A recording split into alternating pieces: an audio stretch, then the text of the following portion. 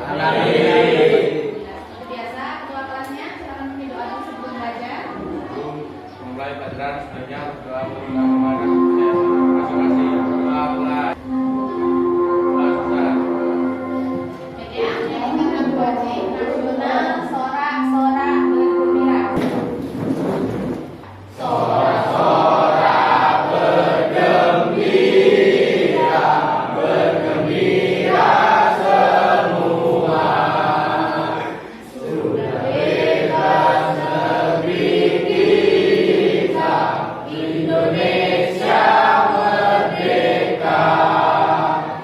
Indonesia merdeka. Republik Indonesia. Itulah milik kita untuk selama-lamanya. Absen dulu ya. Hari ini siapa yang tidak hadir? Wayan. Wayan kemana? Sakit. Bagi anak-anak, sebelum masuk ke materi kita hari ini, Ibu mau tanya dulu tentang materi kita minggu lalu. Ada yang masih ingat? Ayo, apa?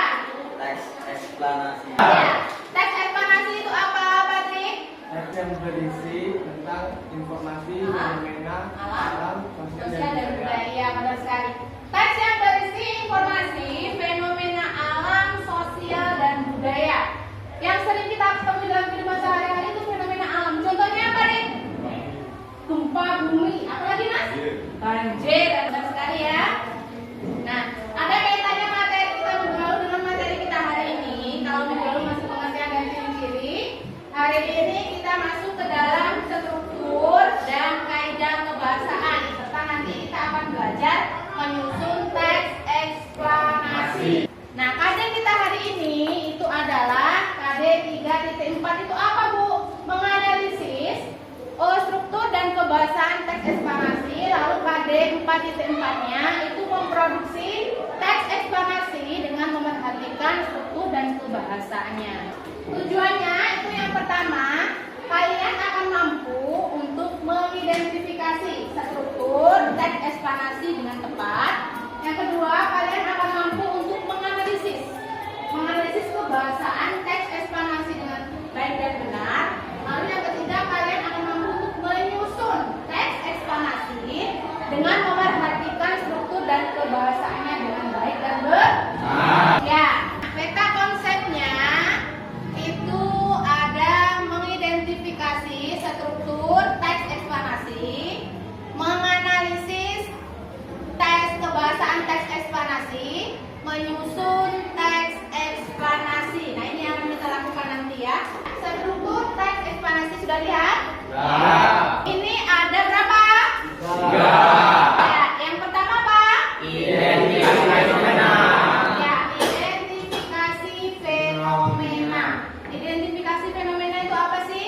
Adalah bagian membuka teks berisi identifikasi sesuatu yang akan diterangkan. Iya, bagian membuka teks. Nah, lalu yang kedua adalah urutan. Urutan sebab akibat itu bagaimana? Ya, apa? adalah urutan sebab dan akibat mengenai peristiwa yang telah terjadi. Iya, urutan sebab akibat peristiwa yang sedang terjadi. Lalu yang terakhir, yang ketiga, ya, interpretasi apa sih? Kesimpulan tentang apa yang terjadi dan bagaimana mengatasinya. Iya, kesimpulannya. Jadi ada kesimpulannya di sini nanti ya. Nah, dua, unsur kebahasaan teks eksplanasi. Unsur kebahasaan teks eksplanasi ini ada berapa, Nak? Ada 2. Yang pertama adalah konjungsi kausalitas. Ya, konjungsi kausalitas itu konjungsi yang bagaimana? Sebab, karena, oleh karena itu. Iya, iya Bu, konjungsi kausalitas itu ada sebab, oleh sebab itu, oleh karena itu. Nah, nanti kita akan cari itu dalam sebuah teksnya. Kalau konjungsi kronologinya berarti urutan waktunya. Ya, setelah itu ya. Tahu ya? Lanjut, nanti kita akan menyusun. Nah, di sini kita akan menyusun. Nah, jadi nanti dalam menyusun teks eksplanasi itu yang pertama adalah Daftar topik teks eksplanasinya. Lalu yang kedua menyusun kerangka.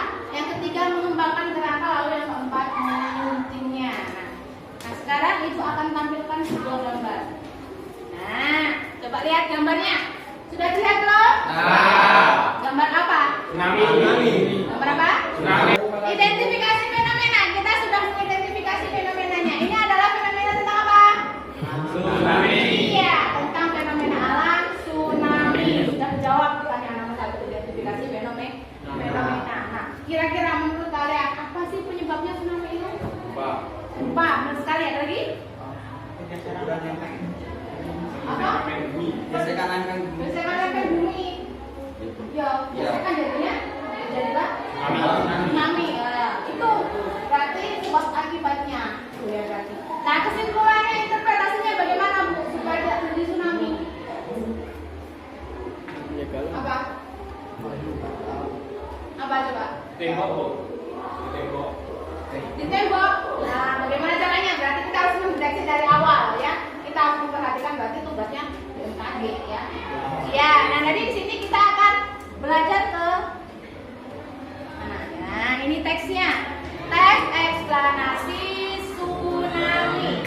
Bisa dibaca?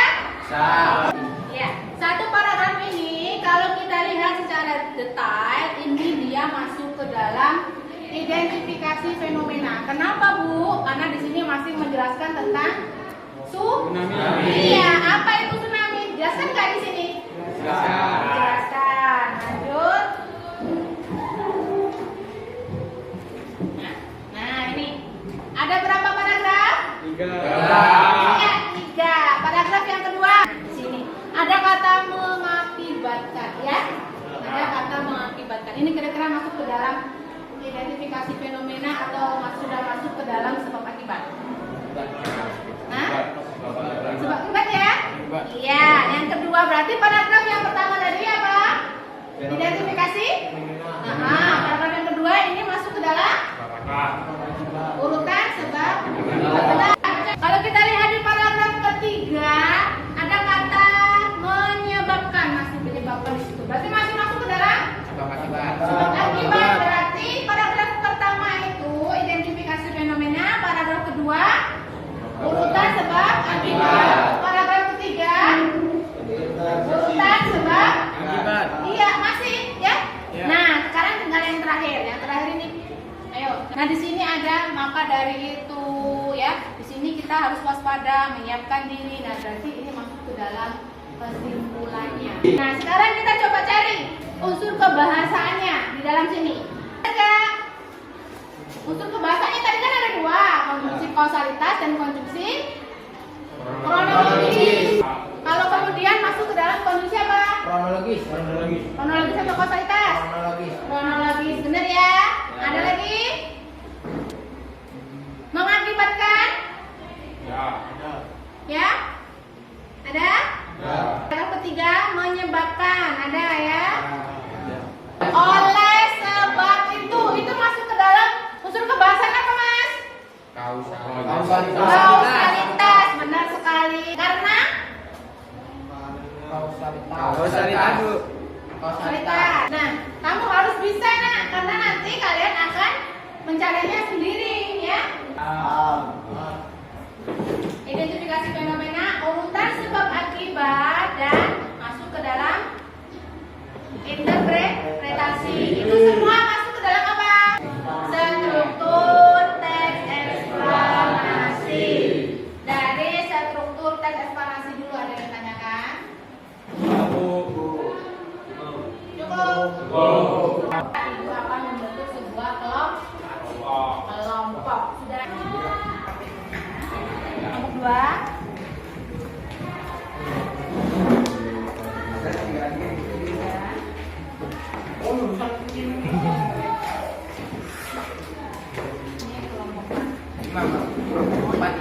Di situ silakan dibuka. Petunjuknya sudah ada di situ. Di situ ada teks. Dibuka Mas.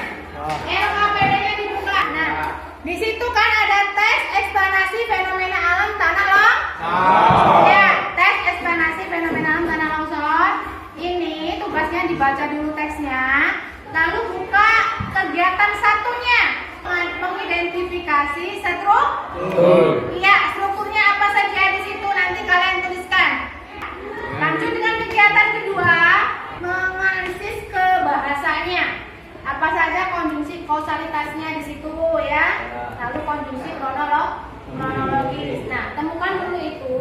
setelah itu kita akan menyusun teks eksplanasi. Kerjasama nak ya, kerjasama yang baik. Apanya? Ya, betul.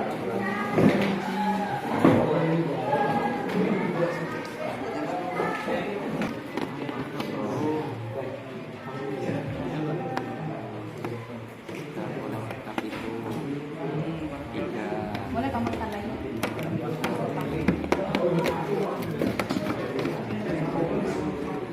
Ini ada berapa paragraf? Jangan ragu-ragu, harus yakin ya, percaya diri. Nah, kalau sudah nanti kita mau presentasi di depan. Fenomena paragraf ke-1 proses kejadian atau urutan sebab akibat. Paragraf kedua dengan 3 interpretasi. Paragraf keempat kaidah kebahasaan, konjungsi kausalitas. Oleh sebab itu, oleh karena itu, karena dan sehingga. Konjungsi kronologis, kemudian selanjutnya akhirnya. Udah cukup? Kita lihat di sini, samakan dengan jawaban ini. Longsor itu ada berapa paragraf? 4. Iya, ada paragraf pertama itu masuk ke dalam identifikasi fenomena. Kenapa? Karena menjelaskan atau menguraikan tanah longsor tadi. Nah, sekali berarti tepat sekali jawabannya. Identifikasi fenomena itu ada di paragraf ke-1. Iya, benar. Tepuk tangan untuk kalian semuanya. Lanjut, paragraf yang kedua masuk ke dalam urutan sebab akibat. Kelompok 1, 2, 3 sama jawabannya? Jadi dalam teks tanah longsor urutan sebab akibatnya ada di paragraf 2 dan 3. Ya, 2 dan 3. Paragraf yang terakhir apa? Ya, interpretasinya juga terakhir bagian penutupnya. Udah nggak usah dipikir lagi kalau udah ketemu identifikasi fenomena alam, terus lanjutkan kedua sebab akibatnya berarti terakhir tinggal interpretasi. Konjungsi kausalitas dan konjungsi kronologinya kita sudah temukan di situ ya. Konjungsi kausalitasnya ada oleh sebab itu. Oh, ada lagi karena? Ada oleh karena itu. Ya, dan habis ini. Lalu konjungsi kronologisnya? Kemudian Nah, selanjutnya akhirnya. iya. Nah, untuk kegiatan kalian selanjutnya, lanjutkan menyusun teks eksplanasi. Nah, silakan disusun balik ke tempatnya masing-masing. Hasil LKPD-nya dijadikan satu. Mas Andri ketua kelasnya ambil punya kelompoknya, kumpulkan ke depan ya. Kesimpulan kita hari ini apa? Tentang struktur teks eksplanasi ada berapa? Ada 3. Yang pertama apa? Identifikasi fenomena. Lalu yang kedua? Akibat. Yang ketiga? Kasih. Yang sekarang ibu tanya. Dari kegiatan pembelajaran ini, adakah hambatan atau hal yang tidak dipahami? Atau sudah paham? Sudah paham semuanya? Hal menarik apa yang kalian temukan di sini? Seru. Nah, materi kita minggu depan itu tentang mengelola informasi dalam ceramah. Silakan ketua kelas memimpin doa tersebut ulang. Sebelum pulang, sebaiknya berdoa menurut agama dan kepercayaan masing-masing. Doa mulai. Doa selesai. Oke ya, sampai di sini pertemuan kita hari ini. Semoga apa yang ibu sampaikan tadi bisa bermanfaat. Ibu akhiri, wassalamualaikum warahmatullahi wabarakatuh.